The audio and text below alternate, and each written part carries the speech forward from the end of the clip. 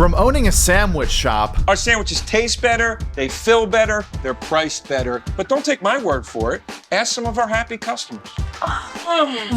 And if you still don't believe me, go to Subway. But we know where that can lead. To producing rap albums. When I was in 6th grade, that was when I first started to rap, and my rap name was Cracker Jack. Joe DeRosa is unlike any other comedian in the game. And yesterday, we had a chance to talk with Joe about releasing his new album right before hitting the road for his biggest comedy tour yet. I'd say most people watching this interview know you mainly from the comedy world, but you also had a brand new music album come out last week called Artificial Birth. How long has that been in the work, and how often are you working on music in general? So the band is called Salsa Windfall, and it's me and my buddy Paul Chell, and we started doing this back when I was still in college. We recorded our first songs on a 4-track. We never necessarily stopped recording, but we eventually did stop playing out, and we stopped releasing stuff in any way because we just he became a chef, and I started doing comedy. And as your lives go on, we lived in different cities. I moved to New York. He moved to New Orleans, and it was just kind of hard to find a way to have any footing with it, but it was something we liked to do. And every year or other year when we would get together, we would still record stuff. And what ended up happening was we had recorded a whole record, this Artificial Birth album years ago. I was living in LA, and we recorded it in LA in my apartment. And then we had our friend James Pinkstone master it and mix it for us. And it sounded really good. We were really proud of it, but we were just like, what are we going to do with it? Like, who are we going to put it out to? So we didn't do anything with it. We've been sitting on it for about 8 years. And then It all kind of resurfaced on my podcast, Taste Buds. And then the fans started commenting and writing and asking about the band. And that snowball just kind of kept going. And I said to Paul, hey, I actually think we could put the album out finally. And we did. And here we are. Just came out last week. It charted on iTunes. I can't believe it. It's like wild. Everything that kind of dropped last week and it is happening now this week and moving forward with the band. It was stuff that was all just kind of ruminating for a very long time. And now it's finally here. And we're going to keep doing stuff. The band name is Salsa Windfall, like you've mentioned already. I don't know if you saw the clip of this last Hey Babe episode with Chris and Sal, where they're listening to the song you put out and they're trying to figure out what the name Salsa Windfall even means. I think someone said it sounds like a burrito buffet in Orlando. Yeah. The name of his band is Salsa Windfall? Did he ever explain that? Wait, hold on a second. Stop this. That literally sounds like a name. That sounds like a burrito place in Orlando. Yeah. Does the name actually mean anything, or how did you and Paul come up with that? Paul came up with it. We were in the apartment. I remember we were young, man, and we got a bunch of weed. Weed was a really special thing back then. It's not like now where it just falls out of every tree you walk by. Getting your hands on weed and getting to use it and smoke it was awesome and special. And we had a bunch of weed, and we had a bunch of, I don't know, beer or some kind of liquor. And he said we should record while we were there. And he was starting to get into cooking, and he was like, I'll cook. And he made this big Mexican spread one night. It was like tacos and all kinds of stuff. We were a few songs in, and I was like, what do you think we should call this? And he's like, we should call it Salsa Windfall. He was holding a jar of salsa. I was like, okay. My vocabulary was so poor, I didn't even know what the word windfall meant. Yeah, I was about to I thought ask it was you. I thought it was a fart joke. And then like months later, he's like, no, windfall means like a lot. I was like, oh. Yeah, I was okay. imagining like a waterfall of salsa. It means like, like we have a windfall of, hamburgers or whatever. Yeah. That's a ton of hamburgers. That's awesome that it seems like this is just so much of a passion project for you. Like you didn't even have any plans for anyone else to hear it besides you and Paul, it sounds like, but you just want to do it anyway, which I feel like is really authentic and cool. And one of the things that I feel like makes you one of the most interesting people in comedy, because you have this music side, you have the stand-up side, and then you also, on top of that, obviously own your sandwich shop in New York City. So I got to ask you this question. I feel like it's pretty obvious, but fuck, marry, kill between stand-up comedy, making music, and Joey Roses. Well, thank you for all that. It was very nice what you just said. I mean, I'd fuck Joey Roses because it's it's fun being in the bar and sandwich business, but a different kind of work that I hadn't been used to in a long time. It's not the arts. It's like, no, it's a business. There's a building there and it needs to make money. So it's fun. It's fun to dip into. I love the brand and I love what we're doing, but the business part of it is not my favorite thing to live and breathe every day. Yeah. But I am attracted to it and I want to fuck it. I mean, I'd marry the band only because, I listen to music and every day, constantly, but consistently. I don't listen to stand up every day, Right. So I guess I'd have to kill stand up, but we had a good run, 23 years. Whatever.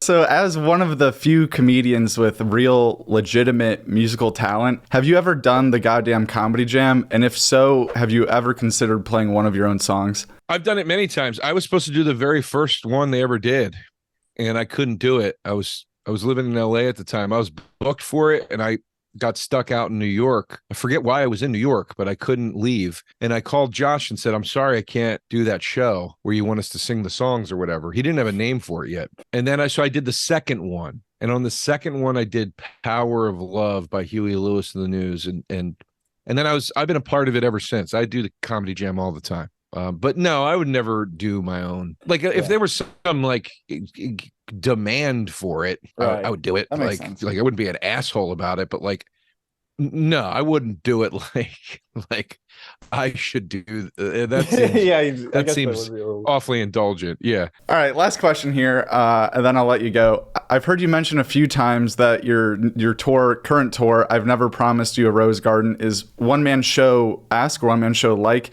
What exactly does that mean in terms of what comedy fans should expect when coming to see you out on the road? I mean, it's a very themed show. There's a real spine to it from start to finish.